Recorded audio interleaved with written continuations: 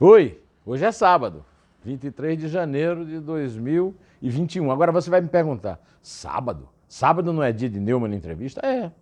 Acontece que nesta semana eu fiz uma entrevista na quarta-feira e resolvi pôr no ar imediatamente. Então estou com a entrevista no ar desde quarta-feira, uma entrevista espetacular com o ex-ministro da Saúde, Luiz Henrique Mandetta, e hoje, sábado, eu resolvi substituir a entrevista que seria feita hoje, dar um pouco mais de trabalho para a Isabel, neste sábado, e vir aqui, até porque só se fala no impeachment de Bolsonaro e a hora de falar disso, principalmente que ele continua produzindo causa e efeito para esse impeachment. Por exemplo, hoje eu li no Globo o registro de uma carta de um epidemiologista brasileiro, o Dr. Pedro Halal, da Universidade Federal de Pelotas. A Universidade Federal de Pelotas é responsável por uma pesquisa muito séria, muito reputada a respeito da Covid-19. E nessa carta ele fez uma conta matemática, eu não sou bom em matemática, mas os epidemiologistas têm que ser, senão não seriam epidemiologistas, que se o Brasil tivesse um desempenho apenas mediano no combate ao vírus, ao novo coronavírus, mais de 150 mil vidas teriam sido salvas. Eu vou contar para você como é que é essa conta. A população brasileira representa 2,7% da população mundial. Se o Brasil tivesse tido 2,7% das mortes globais de Covid-19,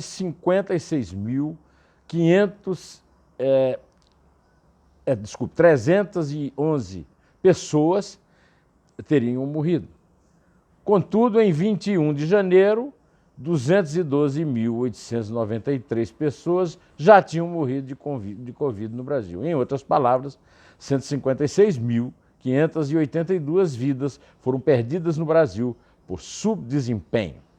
Se essa responsabilidade é compartilhada entre o governo federal, tudo isso aqui é o doutor Pedro Halal falando, né?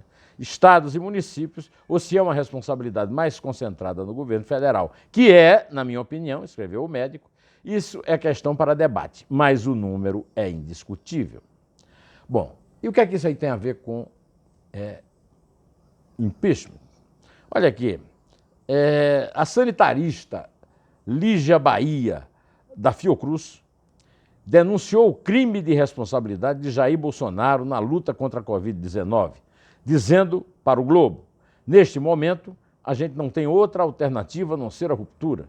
Nós, profissionais de saúde, estamos lutando pelo impeachment. Por que é que o impeachment não sai? Segundo o Estadão, reproduz hoje, se você quiser ir lá no portal do Estadão, www.estadão.com, você vai ver que há quais são esses pedidos. 61 pedidos de impeachment, todos dormindo na gaveta de Rodrigo Botafogo Maia, presidente da Câmara até o fim deste mês. Em fevereiro vai ser eleito o sucessor dele. Não mandou porque não quis. A Academia Nacional de Medicina se pronunciou a respeito do problema da vacinação, especificamente da vacinação, mas também sobre a Covid em geral, num artigo chamado Vacinação Maciça Indispensável, mas Insuficiente. Esse artigo foi escrito e assinado pelo atual presidente da Academia, Rubens Belfort Júnior, e pelos ex-presidentes Jorge Alberto Costa e Silva, Francisco Sampaio e Pietro Novellino. Você há de convir que são pessoas que têm realmente o que falar, né? Aí eles falam no grande sucesso, eles relatam o grande sucesso que é a imunização no Brasil desde 1963, governo João Goulart, até hoje. Em 1963 foi iniciada uma campanha de vacinação contra a varíola, e a varíola foi considerada erradicada no Brasil no governo Médici em 1973, já na ditadura militar.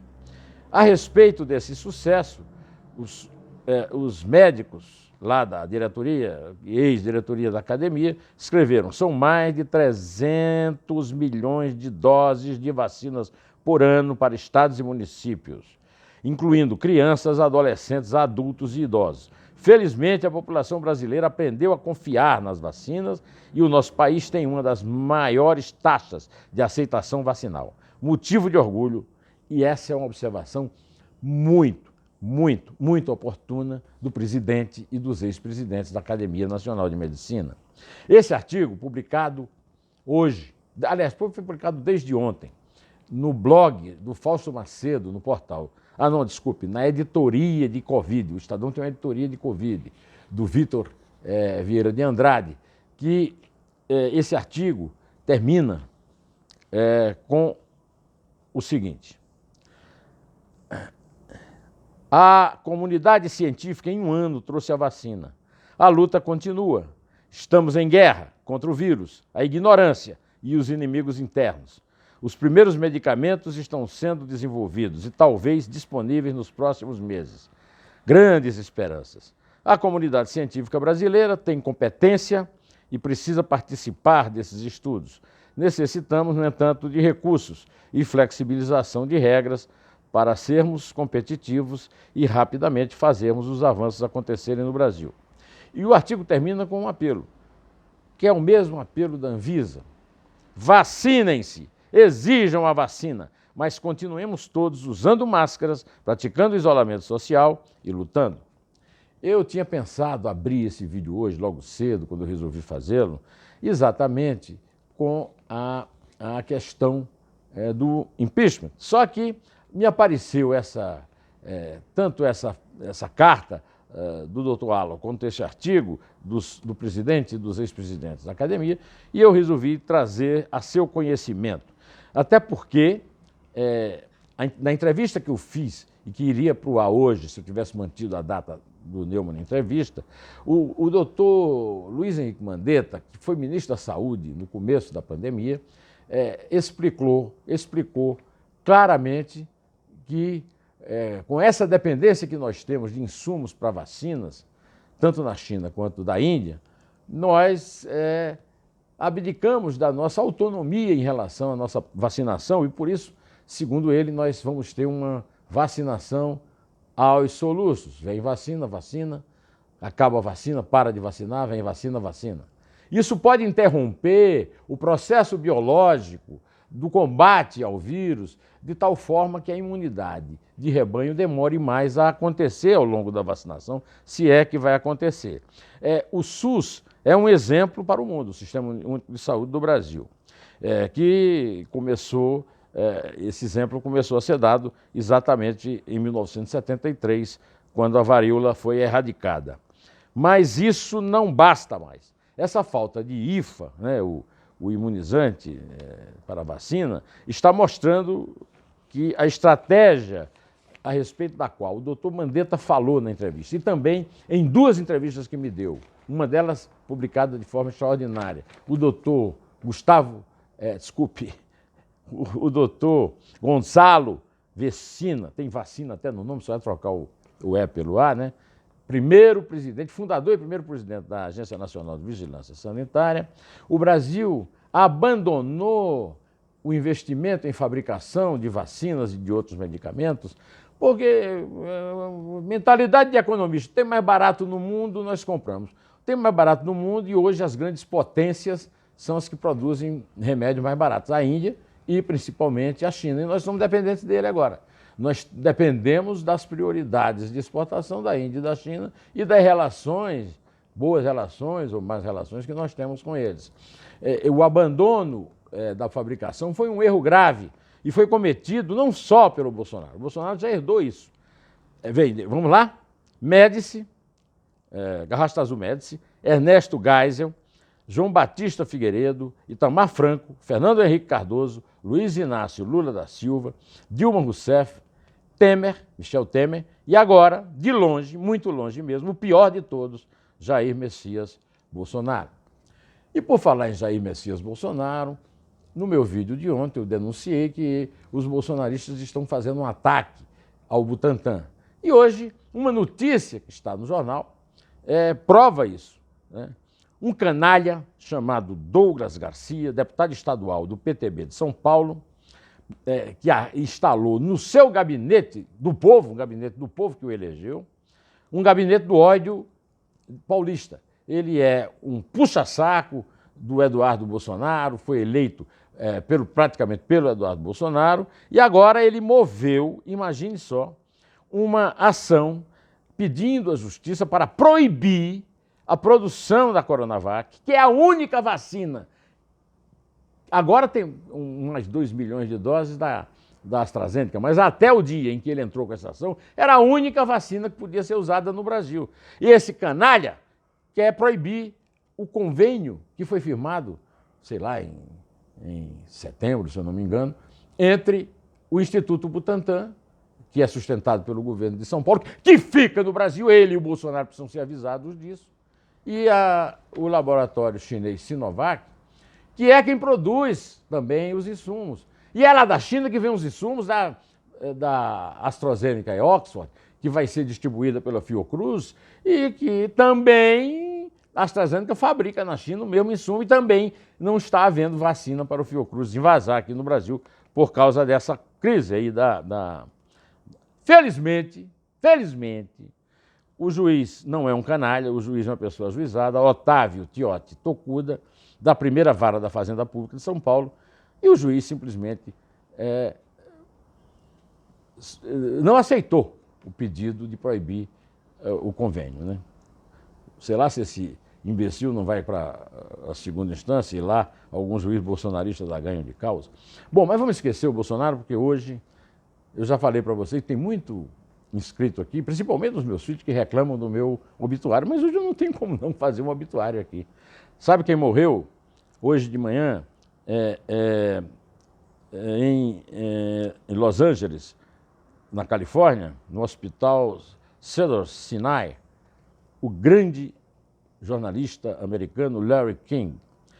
Morreu aos 87 anos e ele era meu ídolo, meu ícone em matéria de entrevista. Ele tinha um programa Larry King Live, Larry King ao vivo, no qual esteve à frente por 25 anos e foi internado no dia 2 de janeiro para tratar a Covid-19, segundo a imprensa americana. Ele havia operado de um câncer do pulmão em 2017 e tinha diabetes tipo 2.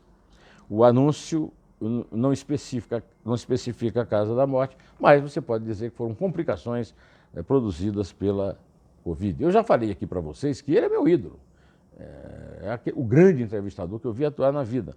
Como ele, são meus ídolos. Manuel Alexandrino Leite, que era repórter do Diário da Borborema quando eu trabalhava lá, entrevistava políticos no sertão e eu que escrevia as entrevistas dele. E, sobretudo, Chico Maria.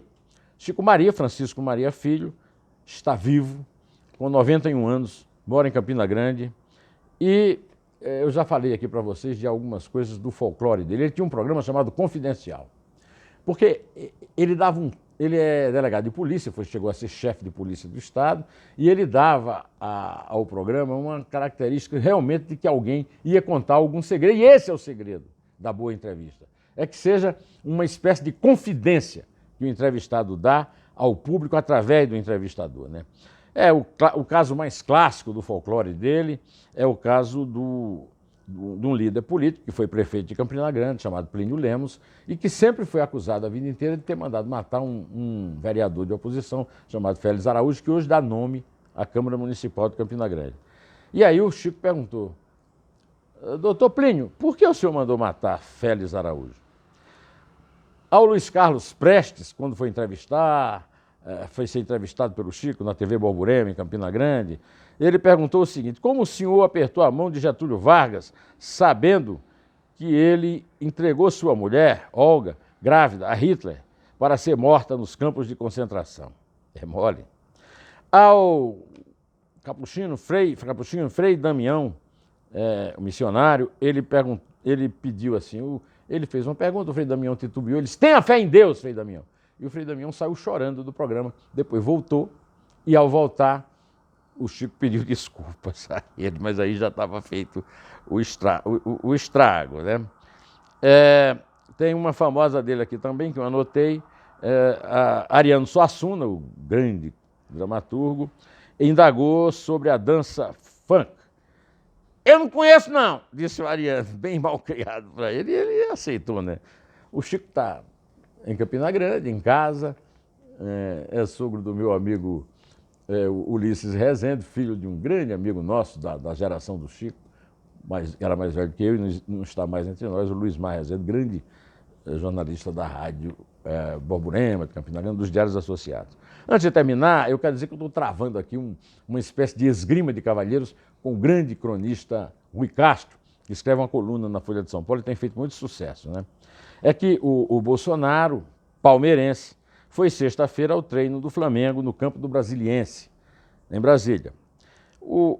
E eu escrevi para o Rui Castro, autor do livro Flamengo, o Vermelho e o Negro, o seguinte: a diretoria anterior do Flamengo era envolvida em corrupção da Petrobras. 2 foram até presos pela Lava Jato. Os diretores atuais são os bolsonaristas de M. Haja estômago para torcer pelo time do meu pai e de minha infância. E o Rui respondeu: sim, mas temos que ir em cima do Landim, que é o presidente do Flamengo, né? Não do Flamengo. Afinal, se o Flamengo somos nós, também somos cúmplices desse desaforo, não? Sim, eu deixei de torcer pelo Corinthians no dia em que o Lula pegou dinheiro público e deu, no fim, para a Caixa, né? Tentou dar para a Odebrecht construir o estádio do Corinthians em Itaquera. Já devia ter deixado de torcer pelo Flamengo por coisas muito piores, como a morte dos meninos lá no Ninho do Urubu, e agora essa coisa, na sexta-feira, dia do expediente, o vagabundo do presidente gazear, como se dizia em Campina Grande na minha adolescência, o expediente para ir ver um treino de um time que nem é o dele e que tinha vencido o time dele, o Palmeiras, por 2-0, 2 dias antes. Aliás, um dia antes, né? Na noite de quinta-feira, ele foi ver o treino na sexta-feira. Mas vamos esquecer isso e vamos cumprimentar aqui o meu amigo Antônio Lins. Falei longamente dele, da queixa dele a respeito do uso do fura-fila no Hospital das Clínicas de São Paulo. E esqueci de tudo, esqueci do nome dele. Antônio Lins, poeta, meu amigo, grande comentarista da Rádio Metrópole de Salvador. Esse vídeo aí eu fiz para você, tá, Antônio? Olha aí, um grande beijo, direto ao assunto, em pé. E só a verdade nos salvará.